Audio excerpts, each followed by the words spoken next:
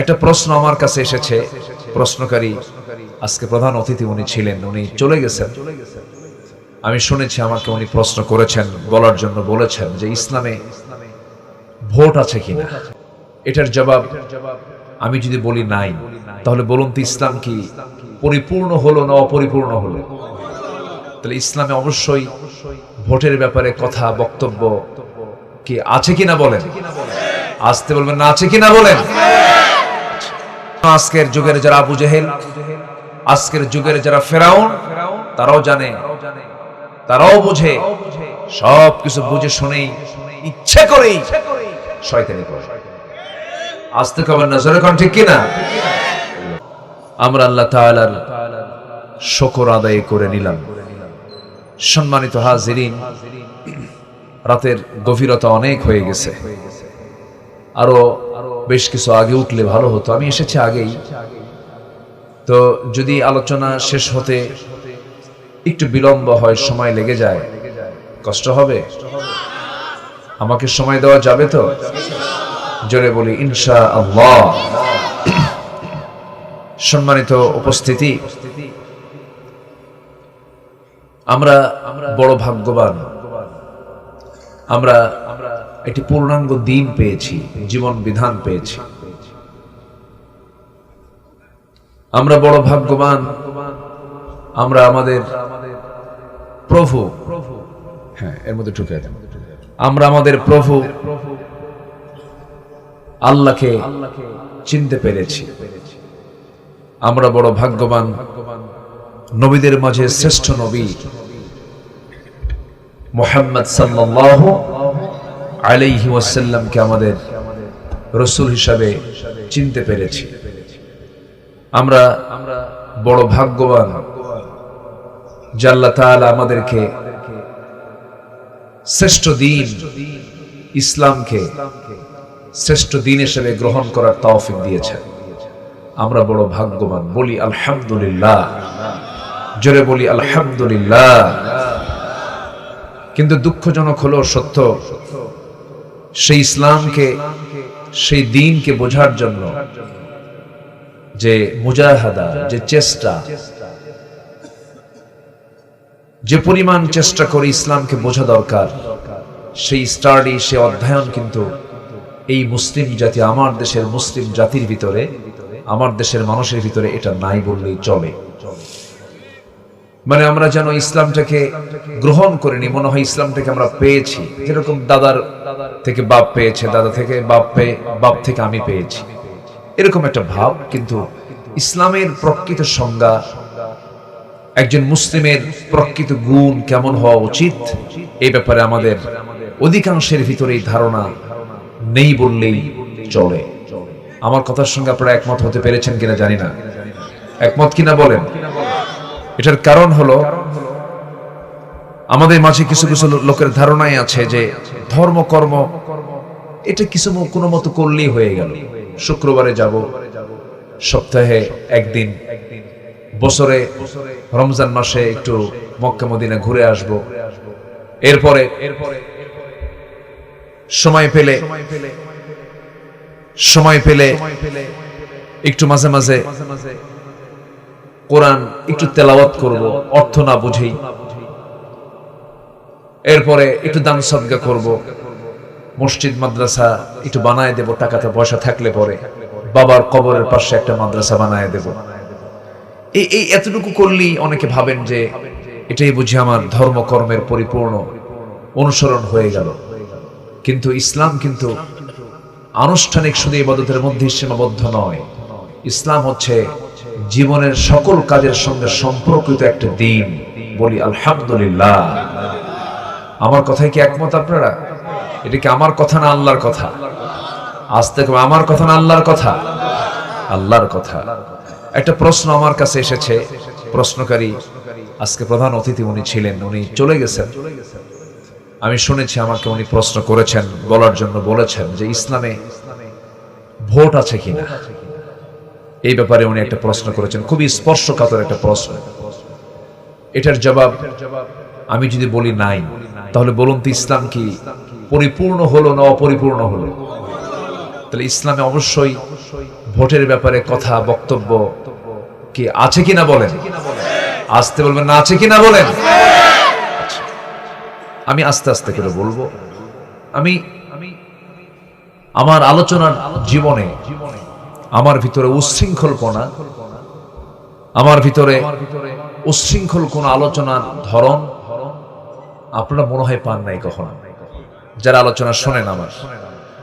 আমি যতটুকু পারি হক কথাই বলি, কিন্তু আমার আলোচনার মধ্য দিয়ে যদি প্রথমে একটা দলের লোক চলে যায়, পর আরেকটা দলের লোক কিছু চলে গেল, এরপর আরেক দলের কিছু লোক চলে গেল, আমি কথা বলবো কাকে নিয়ে?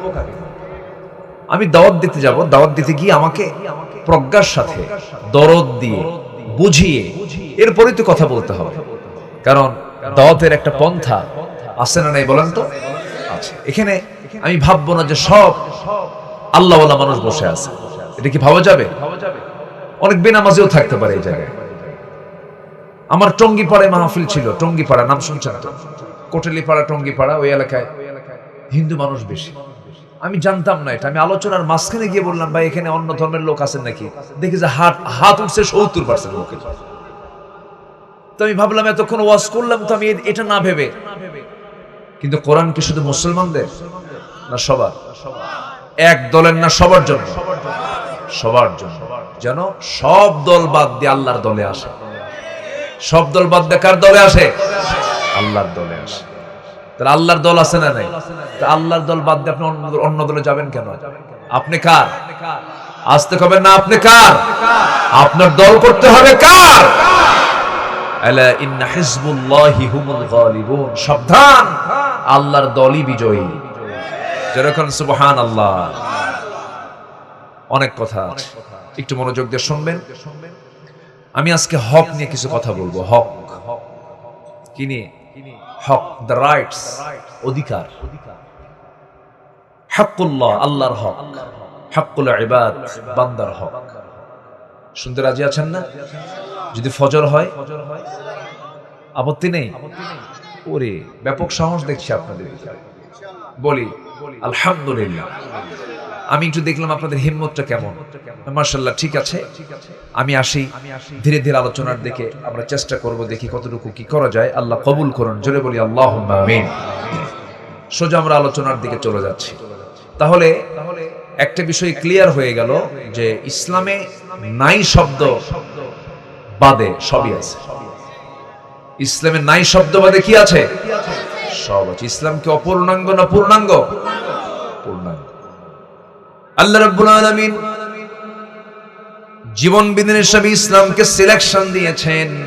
এটা কারো দুনিয়ার কোন ব্যক্তিগত কোন মানুষের তন্ত্র মন্ত্র নয়। আল্লাহ রাব্বুল আলামিন সুন্দর করে বলছেন, যারা পারেন ঠোঁট মিলিয়ে বলুন ইন্নাদ-দীনা ইনদাল্লাহিল ইসলাম। আমরা আল্লাহর কাছে মনোনীত নির্বাচিত জীবন বিধান একটাই, তার নাম হলো ইসলাম। তার নাম কি বলেন? ইসলাম। ইসলাম যে মানে সে হচ্ছে মুসলিম। সে কি বলেন? মুসলিম। তাহলে ইসলাম একটা দল, ইসলামী দল আর নন ইসলামী দল, অনিসলামী দল আমার দেশে আছে না নেই বলেন? আচ্ছা, একটা ইসলামী দল আর একটা কি অনিসলামী দল। কেউ ইসলামকে চায়, কেউ ইসলামকে চায় না। হ্যাঁ, আবার এখানে অনেক মারপ্যাঁচ আছে। এখানে মারপ্যাঁচ কেমন? আল্লাহকে ফাঁকি দিতে চায়, বুঝলেন? মানে কিছু ইসলাম নামাজ পড়বো, হোটেলে গিয়ে মদও খাবো। নামাজ পড়বো, সুদের কারবার করবো। নামাজ পড়বো, বেশ্যাবৃত্তির লাইসেন্স হয়ে যাবে। এটা আমার দেশে 54 বছর ধরে আছে না নাই? এটার নাম কি ইসলাম? এটা কি হলো? নির্ভেজাল হলো না ভেজাল হয়ে গেল? বলেন, নির্ভেজাল না ভেজাল? মধু, তবে মধুর ভিতরে চিনি আছে। মধু ঠিক আছে, কিন্তু মধুর মধ্যে কি আছে? সেটা কি আর মধু থাকলো? মধুর কোনো কাজ হবে? যেমন মধুর ভিতরে মধুর কার্যকারিতা নষ্ট করার জন্য মিষ্টির সুরা অর্থাৎ চিনি যেমন যথেষ্ট, ইসলামের মধ্যে যারা একটু কম বেশি কাটছাট করতে চায়, ইসলাম ধ্বংস করার জন্য ওই অপকর্মই যথেষ্ট। ইফরাত করা যাবে না, তাফরিত করা যাবে না। কোন খাটো লম্বা করার কোন সুযোগ পৃথিবীর কোন মানুষের মধ্যে নাই। ইসলামকে কোন খাটো লম্বা করার সুযোগ নেই। ইসলামকে মর্জি মতো করে মানবো আবার কিছু মানবো না, এটা সুযোগ নেই। ইসলামকে মানতে গেলে পরিপূর্ণ মানতে হবে। এটা কার কথা, কার ঘোষণা? আল্লাহর ঘোষণা। আল্লাহ রাব্বুল আলামিন বলেন, ইয়া আইয়ুহাল্লাযীনা আমানু দুখুলু ফিস-সিলমি কাফা ولا تتبعوا خطوات الشيطان إنه لكم عدو مبين জোরে বলুন আল্লাহু আকবার। ঈমানদারেরা তোমরা ইসলামের ভিতরে পরিপূর্ণরূপে দাখিল হয়ে যাও। আংশিক ঢুকবে না, তা হবে না। আল্লাহর এক জায়গায় শক্ত করে বলছেন, আফাতুমিনুনা বিবা'দিল কিতাব তুমি কিতাবের কিছু অংশ মানবে, কিছু অংশ মানবে না, তা হবে না। পুরোপুরি তোমাকে মানতে হবে। তা যদি করো, ইল্লা খিজিয়ুন ফিল হায়াতিদ দুনিয়া, দুনিয়ার জিন্দেগিতে লাঞ্ছিত হবে, আখিরাতে ক্ষতিগ্রস্তদের অন্তর্ভুক্ত হয়ে যাবে। তাহলে একটা বিষয় এ পর্যন্ত ক্লিয়ার হয়ে গেলাম আমরা, ইসলাম পরিপূর্ণ একটা জীবন বিধান। এই ইসলামের মধ্যে অন্য কিছু ঢুকানো যাবে না। আবার ইসলাম থেকে কোনো হুকুমকে ইসলাম থেকে বের করে দেওয়াও যাবে না। এর মধ্যে খাটো লম্বা করা যাবে না। এই সমস্ত কাজ যারা করবে তারাই হলো ফাসিক, তারাই হলো জালিম, তারাই হলো মুনাফিক। ঠিক কি না? আমার দেশে তো এরকম ধরনের লোক নাই মনে হয়। 54 বছরে সব মুসলমানরাই ক্ষমতায় ছিল, সবাই মুসলমানই ম্যাক্সিমাম। এই 54 বছরের জাতিকে জাহান্নাম থেকে বাঁচানোর জন্য নামাজের একটা আইন তারা পাশ করতে পারে নাই। মাশাআল্লাহ, মদের আইন পাশ করেছে, সুদের আইন পাশ করেছে, বেশ্যাবৃত্তির লাইসেন্স দিয়েছে, অশ্লীল সিনেমার সেন্সর অনুমোদন দিয়েছে, আকাম কুকামের লাইসেন্স দিয়েছে, নামাজের আইন পাশ করতে পারে না। দোষ আমাদের দেন। সম্মানিত ভাইয়েরা, আবার নির্বাচন যখন আসে তখন বলে আমাদেরকে নির্বাচিত করলে মদিনার সনদে দেশ চালাবো, আমরা মদিনার ইসলাম মানি। ওরে বাপ রে বাপ, রাগ করতেছেন নাকি আপনারা?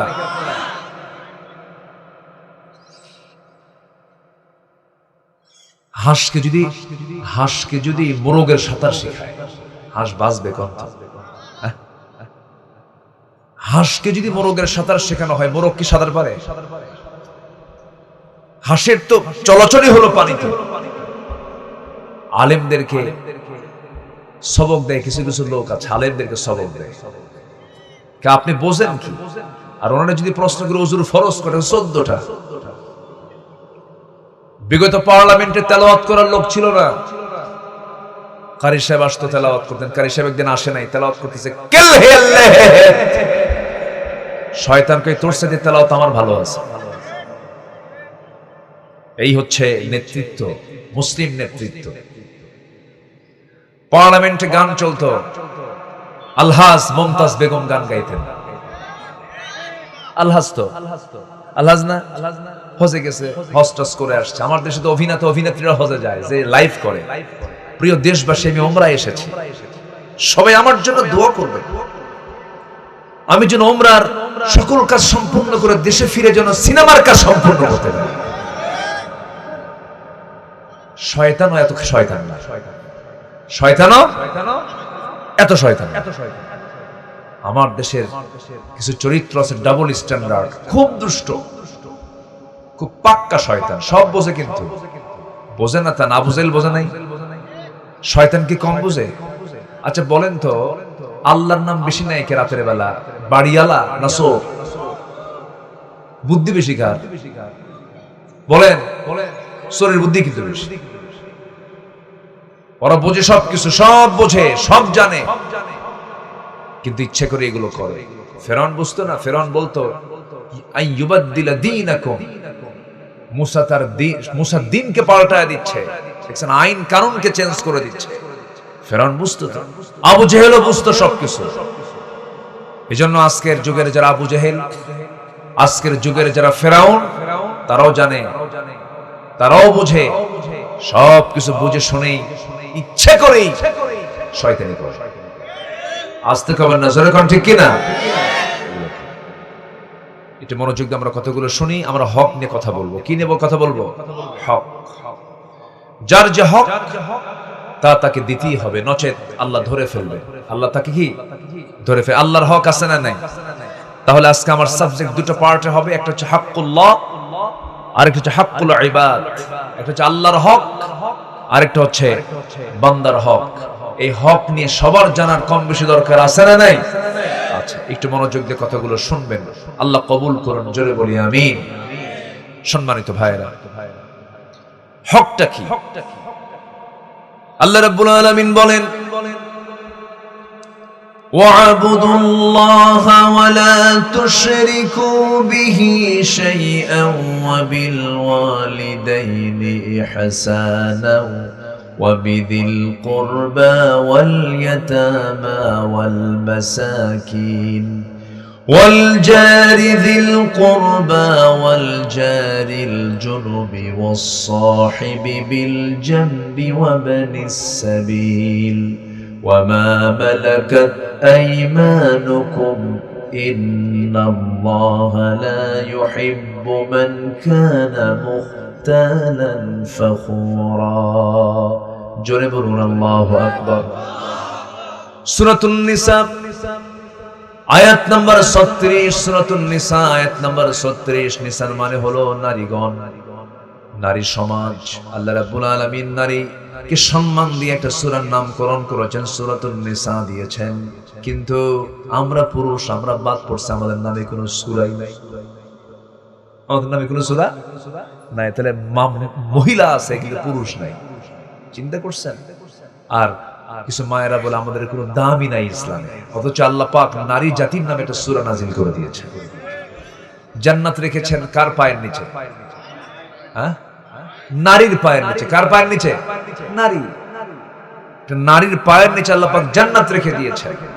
কোরআনের মতো কিতাবে 114 সূরার মধ্যে একটা সূরার নামকরণ করেছেন নারী সমাজ, কিন্তু কোথাও কোনো পুরুষ নামে কোনো সূরা নাই। আছে? নাই তো। সূরাতুর রিজাল নাই, নাই তো। হ্যাঁ, নবীর নামে সূরা আছে, সূরা মুহাম্মদ, সূরা ইউনূস, ইউসুফ আছে, সূরা ইব্রাহিম আছে না নাই? আছে। কিন্তু পুরুষ সমাজ নামে, পুরুষ রিজাল এই জাতীয় কোন সূরা কোরআন শরীফে নাই। আমার নবীজি মেয়েদেরকে খুব পছন্দ করতেন, মেয়েদের সম্মান মর্যাদার দিকে সবসময় নজর দিতেন। অথচ আজকে কিছু মুসলিম পরিবারের কিছু নারী আছে যারা ইসলামকে ভয় পায়। ওরা ভাবে ইসলাম মানি হলো পর্দার মধ্যে আটকায় রাখা। এটা ভুল ধারণা। ইসলাম নারীকে যে অধিকার দিয়েছে, পৃথিবীর কোথাও আপনি অধিকার পাবেন না। যেরকম সুবহানাল্লাহ। সম্পদ বেশি পায় কে, পুরুষ না মহিলা? ভালো করে কন। সম্পদের ক্ষয় বেশি কার, পুরুষের না নারীর? পুরুষের সম্পদের ক্ষয় বেশি, থাকি না শেষে, যোগ বিয়োগ করে শেষ। আর মেয়েদের শুধু জমতে থাকে। ওই যে বিয়ার পর থেকে, মোহরনাথ থেকে শুরু হলো, ক্ষয় নাই, থেকেই যায়। স্ত্রী স্বামীকে দেখবে না স্বামী স্ত্রীকে দেখবে? হ্যাঁ, দেখার দায়িত্ব কার? আস্তে আস্তে কোন কেন ভাই, কি আপনি ভয় পান নাকি? দেখার দায়িত্ব কার? না চাচ্ছেন যে না বউরা দেখুক, আমরা বসে বসে খাই? দায়িত্ব কার? স্বামী। স্বামীকে আল্লাহ পাকে দায়িত্ব দিয়েছেন, ফরজ দায়িত্ব। কি দায়িত্ব বলেন? ফরজ দায়িত্ব। সুন্নত না, নফল না, ফরজ দায়িত্ব। দেখতে হবে। সন্তানের ভরণ পোষণ দেখাও ফরজ। এটাও মার জন্য না, এটা কার জন্য? বাবার জন্য। কার জন্য বলেন? বাবার জন্য। তাহলে বাবার বোঝা কি কম না বেশি বলেন তো? বেশি। বাবার কাঁধে বোঝাটা বেশি করে কে দিয়েছেন বলেন তো? আল্লাহ দিয়েছেন। তাহলে একটা নারী, তার শুধু আয় আছে কিন্তু ব্যয় নাই,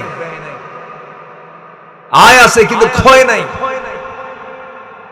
দিন শেষে, জীবন শেষে দেখা যায় একটা নারীর সম্পত্তির পরিমাণটা পুরুষের চাইতে বেশি হয়ে যায়। এরপরেও বলছে ইসলাম ঠকাইছে। কেন ইসলাম ঠকাইছে? এই জন্য ভাই পায় 2 বিঘা, বোন পায় 1 বিঘা। দেখছেন পেঁচটা লাগাইছে কোন জায়গায়?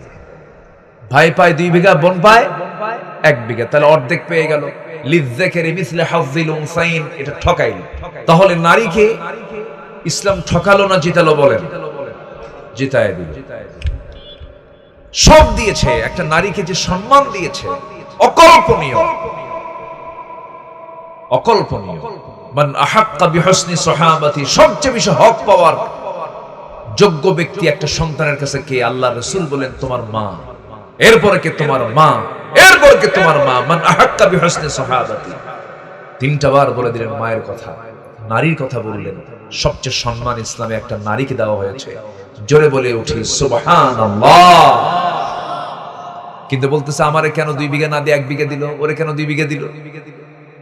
কিন্তু আমার বন্ধুগণ, এই যে হক, ভাইটাকে 2 বিঘা দেওয়া হলো, বোনটাকে 1 বিঘা দেওয়া হলো, কেন দেওয়া হলো, কি জন্য দেওয়া হলো? ধরুন মেয়েটার বিয়ে হয়ে গেল, বোনটার বিয়ে হয়ে গেল। বোনের বিয়ে হওয়ার পরে সেই বোনের যদি সংসার স্বামীর ঘরে না হয়, ফিরে আসবে কার বাড়ি? বাবার বাড়ি। কার বাড়ি বলেন? বাবার বাড়ি। কিন্তু বাবা পৃথিবীতে বেঁচে নাই, আসবে কার বাড়িতে? ভাইয়ের বাড়িতে। কিন্তু ভাই বলবে তখন তুইও 2 বিঘা, আমিও 2 বিঘা, যা। ঠিক আছে না? আমিও 2 বিঘা, তুইও 2 বিঘা, সমান সমান সম্পত্তি পেয়েছিস, তুই চলে যা। কিন্তু বলার কোনো সুযোগ পাবে না, কারণ ভাইটা নিয়েছে 2 বিঘা, বোনটা পেয়েছে 1 বিঘা। আর এই পৃথিবীতে একজন নারীকে আল্লাহ পাক এত সম্মান, এত মর্যাদা দান করেছেন। প্রত্যেকটা জায়গায় মেয়েরা যখন কোথাও যাবে, সেই সময় একা সে বের হতে পারবে না, তার গার্ডিয়ান হবে তার বাবা, গার্ডিয়ান হবে তার ভাই, মানে অর্থাৎ তার সঙ্গে একজন পুরুষ সর্বক্ষণ থাকবে। বাইরে গেলে পরে একা যাওয়ার কোনো আল্লাহ পাক সুযোগ তাকে দেন না। এমনকি হজের সফরেও মাহরাম না থাকা পর্যন্ত তার হজ কবুল হবে না, ওমরা কবুল হবে না। আল্লাহ পাক মেয়েদেরকে রানীর মতো থাকতে বলেছেন, রানীর মতো সম্মান দিয়েছেন। যেখানেই যাবে তাদের চাকর হবে পুরুষ মানুষ। কিন্তু মেয়েরা বলল না, পুরুষ যদি চাকর হয় আমরা হব চাকরানী। আমরা হব কি? চাকরানী। সমান সমান অধিকার। এই যে সমাজের ভিতরে অসামঞ্জস্য তৈরি হয়ে যায়, একজন নারীর যে ক্ষেত্রটা, তার যে কর্মক্ষেত্র, তার যে কাজ, তার পেটে আল্লাহ পাক সন্তান দিয়ে দেন। পুরুষের পেটে সন্তান তো আসে না, পুরুষ তো সন্তান ডেলিভারি করে না। নারীর যে ফাংশন, নারীর যে ডিপার্টমেন্ট, এই ডিপার্টমেন্ট অনুযায়ী আল্লাহ রাব্বুল আলামিন নারীকে সেইভাবেই থাকতে বলেছেন। আল্লাহ বলছেন ওয়াকারনা ফি বুয়ুতিকুন্না ওয়ালা তাবাররাজনা তাবাররুজাল জাহিলিয়াতিল উলা, তোমরা বাড়িতে অবস্থান করো, তবে হ্যাঁ বাইরে যখন বের হবে বাড়ির মতো পরিবেশ নিয়ে, দরজা জানালা নিয়ে বের হবে, বোরকা পরে বের হবে, শালীনপূর্ণ পোশাক পরে তোমরা বাইরে বের হবে, যেন তোমাদের সম্মান সম্ভ্রম যেন ঠিক থেকে যায়, তোমাদের বাহ্যিক যে সৌন্দর্য যেন প্রকাশ না পেয়ে যায়, এমন সুন্দর শালীনপূর্ণ পোশাক পরে বাইরে বের হবে। কথা বলতে যাবে না, ওয়াকুলনা কাওলাম মারুফা, যখন তোমরা পরপুরুষের সঙ্গে কথা বলার প্রয়োজন মনে করবে, স্ট্রেট কথা বলবে। কারণ স্ট্রেট কথা না বললে ফায়াতমা আল্লাযীনা ফি কলবিহি মারাদুন, যাদের অন্তরে রোগ আছে, তোমার সুন্দর কথা শুনে তার রোগটা বেড়ে যাবে। আল্লাহ রাব্বুল আলামিন সবকিছু ক্লিয়ার করে দিয়েছেন। ও বান্দা, ও বান্দী, এই দুনিয়াতে আমার হুকুমটা মেনে চলো। সব বিধান আমি তোমার জন্য ইসলামে দিয়ে দিয়েছি, কোরআনে দিয়ে দিয়েছি। আমার বন্ধুগণ, আল্লাহ রাব্বুল আলামিন হক নিয়ে বান্দাকে ধরে ফেলবেন কিয়ামতের দিন। সব গুনাহ মাফ হবে, কিন্তু হকের গুনাহ মাফ হবে না। এই জন্য হক নিয়ে আজকে কিছু কথা বলতে চাচ্ছি। 1 নম্বর হলো কার হক? আসতে বলবেন না, কার হক? জোরে বলেন, কার হক? আল্লাহর হক।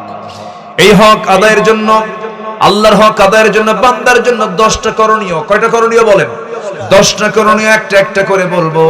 আমার বন্ধুগণ, একটা হাদিস বলি, আমি সেই করণীয়ের দিকে চলে যাচ্ছি। আল্লাহ রাব্বুল আলামিন তার পিয়ারা হাবিবকে, এক সাহাবী, একদিন রাসূলকে এক সাহাবী প্রশ্ন করলেন।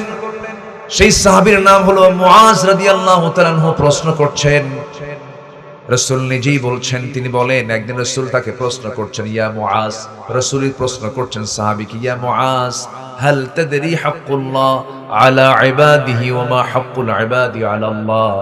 মুয়াজ তুমি কি জানো বান্দার উপর আল্লাহর হক কি?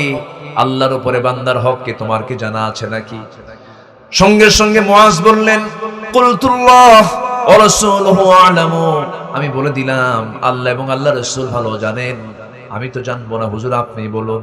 রাসূল বলছেন ফাইন্না হাক্কুল্লাহি আলা ইবাদি আন ইয়াবুদুহু ওয়া লা ইউশরিকু বিহি শাইআন ওয়া হাক্কুল ইবাদি আলা আল্লাহ আল্লা ইউআযযিবু মান লা ইউশরিক বিহি শাইআন। আল্লাহর উপরে বান্দার উপর আল্লাহর হক হলো বান্দা তার ইবাদত করবে, শিরিক কখনো করবে না। আর ইবাদত আর আল্লাহর উপরে বান্দার হক হলো তার ইবাদতে কাউকে শরীক না করলে আল্লাহ তাকে কোনো শাস্তি না দিয়ে জান্নাত দিয়ে দিবেন। যেরকম সুবহানাল্লাহ। আল্লাহ ইউআযিব, আল্লাহ পাক তাকে আযাব দিবেন না, শাস্তি দিবেন না যদি সে শিরিক না করে। যেরকম সুবহানাল্লাহ।